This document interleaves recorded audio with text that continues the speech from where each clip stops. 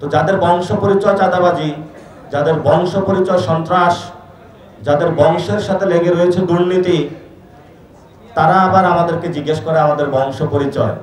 প্রিয় দেশবাসী যারা আপনারা দেখছেন এবং সাংবাদিক বন্ধুগণ, বরাবরের মতোই আপনাদের মাধ্যমে আমাদের দলের আত্মপ্রকাশ থেকে শুরু করে দলের বিভিন্ন প্রক্রিয়ায় আপনারা সরাসরি ছিলেন, দেখেছেন। আমরা স্বচ্ছ প্রক্রিয়ায় বাংলাদেশের ডেমোক্রেটিক যে প্রসেস সেটাকে আপনাদের সামনে তুলে ধরতে, সেখানে আমরা দেখেছিলাম যে যদি কেউ মগবাজার বা গুলশানে হাজিরা দেয় তাহলে তার নমিনেশন বা সিট কনফার্ম হয়ে যায়।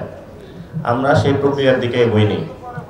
আমরা বলেছি যে তোমার বংশ পরিচয় কয়েকটা নির্দিষ্ট ফ্যামিলির যদি না হয় তাহলে তুমি ইলেকশন করতে পারবা, এবং সেই জন্য অফলাইন এবং অনলাইনে আমরা পুরো বাংলাদেশ থেকে সবাইকে আহ্বান করেছি।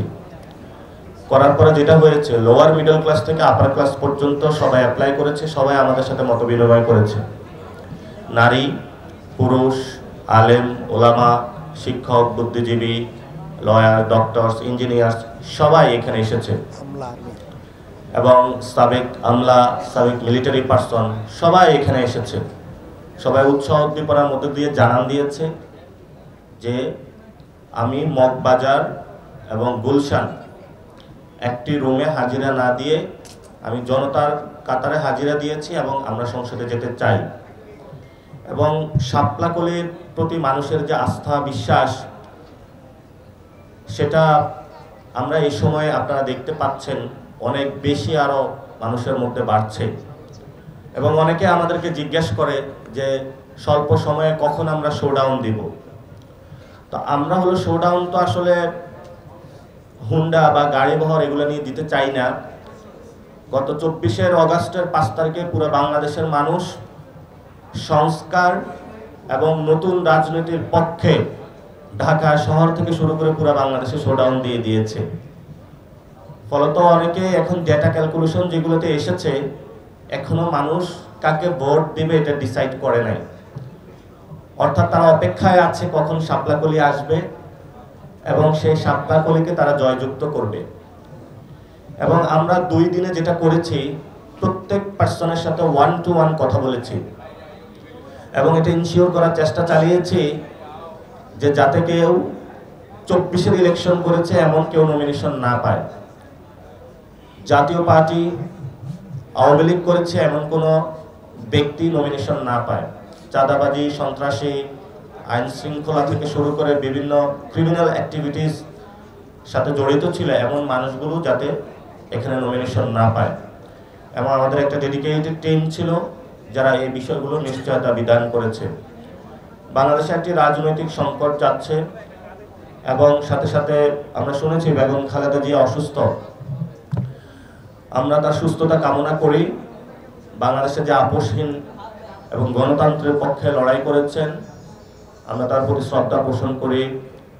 সাথে সাথে আমরা একটা বিবৃতি দেখেছিলাম, জামায়াত ইসলামী বলেছে যে যাতে বাইকের যে শোডাউন, হুন্ডার যে শোডাউন সেটা বন্ধ করে, কিন্তু ততদিনে তারা পুরো বাংলাদেশে শোডাউন দিয়ে দিয়েছে।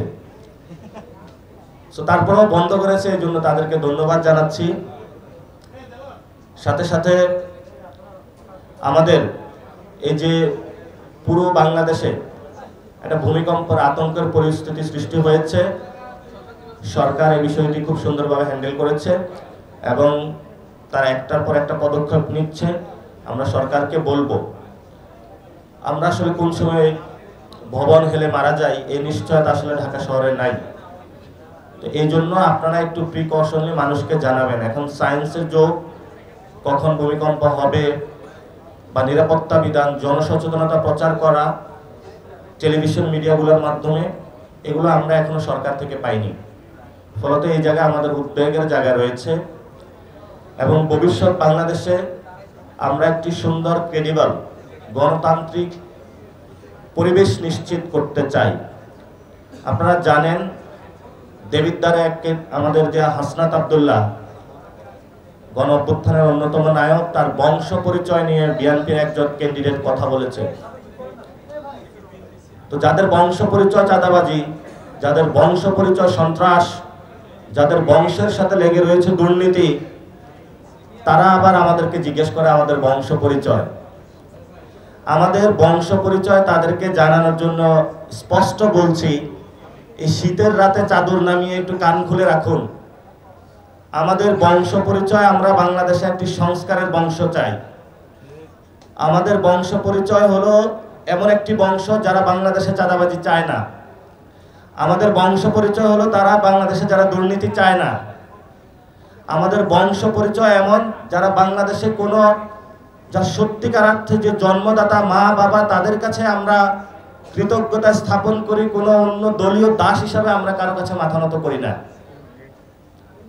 এগুলো যে সংস্কৃতি আপনারা মাঠে নিয়ে আসছেন, এই সংস্কৃতির মনোজগৎ আপনাদের পরিবর্তন করতে হবে। যদি পরিবর্তন করতে না পারেন, তাহলে আমরা যখন কয়েকদিন পরে শাপলাকলি নিয়ে মাঠে নামবো, আমরা পরিবর্তন করে দেব ইনশাআল্লাহ। কারণ আমরা পরিবর্তন করতে জানি, পরিবর্তন অতীতে করেছি, পরিবর্তন ভবিষ্যতে করব। এবং দলীয় প্রশাসনকে হুমকি দিয়ে একটি দলের আন্ডারে নেওয়ার চেষ্টা করছে। আমরা সেখানে প্রশ্ন রাখব, শেখ হাসিনার ফাঁসি হয়েছে, এখন আওয়ামী লীগের দলীয়ভাবে বিচারের জন্য আমরা গণমিছিল করেছি। ৭১ সালে কি বাংলাদেশে জেনোসাইড হয় নাই? জেনোসাইডের জন্য তো অনেক পক্ষ দায়ী ছিল। তো জেনোসাইডের অভিশাপকে তো আপনি এড়াইতে পারবেন না। আমরা ২৪-এর জেনোসাইডের জন্য যেমন দল হিসাবে আওয়ামী লীগের বিচার চাচ্ছি, ৭১ সালে যেই সকল দল জেনোসাইডের সাথে সম্পৃক্ত তো ছিল, আমরা তাদেরও বিচার দাবি করছি। আমরা একপাক্ষিক হতে পারবো না। এবং বাংলাদেশে যারা মাইনরিটি রয়েছে, উইমেন রয়েছে, লেবার রয়েছে, তাদের রাজনৈতিক সমাধান যদি আপনারা না করতে পারেন, তাহলে যত ইলেকশনকে ক্রেডিবল চেষ্টা করেন না কেন, নির্বাচন পরবর্তীতে একই সংকট থেকে যাবে। এজন্য যেই সকল দল ফ্র্যাকশন বেসিসে, ইডিওলজি বেসিসে সমাজকে খণ্ড বিখণ্ড করছে, বাংলাদেশকে বিখণ্ড করার প্রচেষ্টা চালাচ্ছে, আমরা তাদেরকে আহ্বান জানাবো। আমরা বাংলাদেশের সিটিজেন বেসড আইডিয়া, মানুষের সেবা দেওয়ার যে মেন্টালিটি, সেটা নিয়ে পলিটিক্স করতে নেমেছি। আপনারা সেই প্রক্রিয়ায় আসুন। স্টেটকে জামায়াত ইসলামী বানাবেন না কেউ, স্টেটকে বিএনপি বানাবেন না কেউ। আমাদের রাষ্ট্রকে এমন একটি রাষ্ট্র বানাবেন যে রাষ্ট্রের মধ্য দিয়ে এখানে হিন্দুরা অধিকার পাবে, মওদুদিরাও অধিকার পাবে, জামায়াত ইসলামী অধিকার পাবে, বিএনপিও অধিকার পাবে, এনসিপিও অধিকার পাবে, সমাজের প্রত্যেকটি পলিটিক্যাল পার্টি, সিভিল সোসাইটি সবাই নাগরিক হিসেবে মর্যাদা পাবে। এজন্য নির্বাচন আসছে, বড় একটি জায়গায় নির্বাচন কমিশন লেভেল প্লেইং যে ফিল্ডের আমরা কথা বলি, আমরা সেই জায়গাটা দেখতে পাচ্ছি না। নির্বাচন কমিশন একদিকে হেলে গিয়েছে এবং আমাদের বিভিন্ন এস্টাবলিশমেন্টের যে অংশ রয়েছে একটি দলকে ফেভার করা শুরু করেছে। এটা তো আসলে বাংলাদেশের গণতান্ত্রিক পরিবেশ, যেটা আমরা গণ অভ্যুত্থানে চেয়েছিলাম, সেই যাত্রায় আমরা যেতে পারবো না। সেই জন্য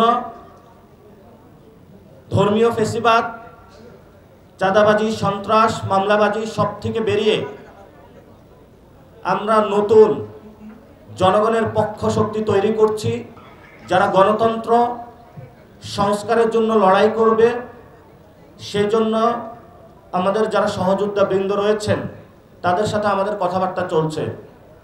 আমরা জনগণের একটি অ্যালায়েন্স মানুষের সামনে উপহার দিতে যাচ্ছি ইনশাআল্লাহ। আগামী কয়েকদিনের মধ্যেই বাংলাদেশের মানুষ একটি নতুন অ্যালায়েন্স দেখতে পাবে, যে অ্যালায়েন্সটা সংস্কারের পক্ষে, যে অ্যালায়েন্সটা নারীদের পক্ষে, আলেম ওলামাদের পক্ষে, দুর্নীতির বিরুদ্ধে, সন্ত্রাসের বিরুদ্ধে, চাঁদাবাজির বিরুদ্ধে। আজকে সাংবাদিক ভাইয়েরা আপনারা এসেছেন, প্রথম দিন যে ভাই এখানে মনোনয়ন প্রত্যাশী ছিল, আমরা আপনাদেরকে ইনভাইট করেছিলাম। আপনারা ঘুরে ঘুরে সব দেখেছেন, দেশবাসীকে দেখিয়েছেন। এখনও আমাদের ওপেন রয়েছে, আপনারা সবাইকে দেশবাসীকে দেখাবেন। আমাদের খুবই স্বচ্ছ প্রক্রিয়া, এই প্রক্রিয়ার মধ্যে একজন চাষাভুষা, একজন রিক্সা চালক এবং প্রান্তিক ছেলে হাসনাত আব্দুল্লাহর মতন যে ঢাকা ভার্সিটিতে পড়াশোনা করে রাজনীতিতে আগ্রহী হয়েছে, জীবনে কখনো চাঁদাবাজি করে নাই, সেও স্বপ্ন দেখেছে পার্লামেন্টে যাওয়ার। আমরা আপনাদের ভয় দেখানোর যে সংস্কৃতি, এটা থেকে বেরিয়ে এসেছি। বংশ পরিচয় জিজ্ঞাসা করে, রাতে হুমকি দুমকি দিয়ে যদি আমাদেরকে আপনারা নিবৃত্ত করতে চান, তাহলে আগে কঠিন লড়াই হয়েছিল, আবার কঠিন লড়াই হবে। আমরা কাউকে ভয় পাই না। বিএনপি যদি আমাদের ভয় দেখায়, আমরা কি ভয় পাই? জামায়াত যদি ভয় দেখায়, আমরা কি ভয় পাই? আমরা কোনো ভয় পাই না। আমরা ভয়কে জয় করেছি। অনেকেই, আমি গত প্রেস ব্রিফিংয়ে বলেছিলাম যে গণ অভ্যুত্থানকে যারা বিশ্বাস করে, সংস্কারে যারা বিশ্বাস করে, তাদেরকে পার্লামেন্টে যেতে হবে। কারণ পার্লামেন্টে সংস্কার কার্যক্রমকে বাধাগ্রস্ত, বাস্তবায়ন কার্যক্রমকে বাধাগ্রস্ত, শেখ হাসিনার রায়কে বাধাগ্রস্ত করার জন্য এখনোই বিভিন্ন জায়গায় ভোটের মাঠে বক্তব্য দিয়ে যাচ্ছে। আমাদের আগামীর ব্যালট বিপ্লব হবে হ্যাঁ পক্ষে, সংস্কারের পক্ষে, গণতন্ত্রের পক্ষে। আমাদের এখানে ইনশাল্লাহ আপনারা যে স্বচ্ছ প্রক্রিয়াগুলো আমরা বজায় রাখবো, এবং আপনারা এখানে ঘুরে ঘুরে প্রত্যেকটা টেবিলে আপনারা যাইতে পারবেন যে কি প্রক্রিয়া আমরা সবার ভাইবা নিচ্ছি, কথা বলছি। আমরা এই পর্যন্ত 1000-এর উপরে ভাইবা নিতে সক্ষম হয়েছি। আরও কিছু রয়েছে, কিন্তু আমাদের এখানের যে ভাইবা সেশন, এটা ক্লোজ থাকবে। বাকি যাদের রয়েছে এটা আমরা অফিসে কমপ্লিট করব। এবং বিদেশ থেকে যারা কথা বলেছে, মনোনয়ন প্রত্যাশী ছিল, তাদের সাথে আমরা অনলাইনে কথা বলতেছি। সে প্রসেসটা আমাদের চলমান রয়েছে, তাদেরকেও আমরা শেষ করব। এবং ইতিমধ্যে অনেকে কনসার্ন জানিয়েছেন, তাদের কাছে ফোন যায়নি। আমরা পুরো বাংলাদেশে যারা আমাদের মনোনয়ন আবেদনপত্র নিয়েছেন, আপনি ফোন পান নাই বা আপনাকে জানানো হয় নাই, আমরা একটা হেল্পলাইন ওপেন করেছি। আপনারা সেখানে যোগাযোগ করবেন অথবা আমাদের অফিসে চলে আসবেন। যে কোনো সময়, দিন রাত 24 ঘন্টা আপনাদের খেদমতে আমরা নিয়োজিত থাকব।